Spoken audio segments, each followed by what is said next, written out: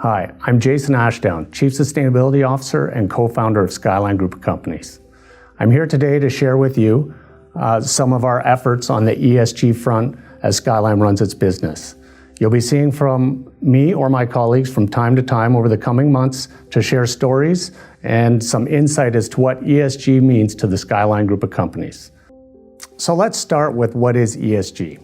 When people talk about ESG, they're talking about environmental, social, and governance responsibilities as implemented throughout a business.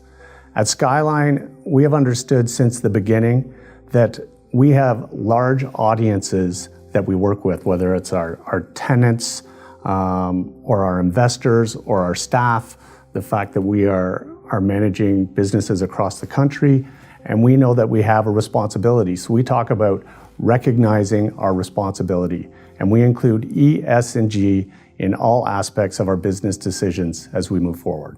People will often ask me, why is ESG important in running our business, both functionally and ethically? And the answers are pretty simple. Ethically, we all have a responsibility to this planet. We all have a responsibility to each other. So as cliche as it might sound, people and planet are important to us here at Skyline. Functionally, we learned early on a couple of things. One, that being more efficient drives value to the bottom line.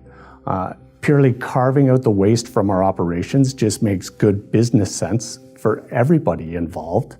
And that we have a significant influence upon our audiences, whether it's our staff or our business partners or our over 5,000 investors now, or the thousands of people that call Skyline home for business or a place to live. So we own that responsibility wholeheartedly, and we're trying to make positive change in the decisions that we make. So what is the future of ESG at Skyline? I often like to start by explaining that we understand that we have an impact on the environment and the businesses that we run. We have buildings that consume energy, tenants that generate waste, we consume water.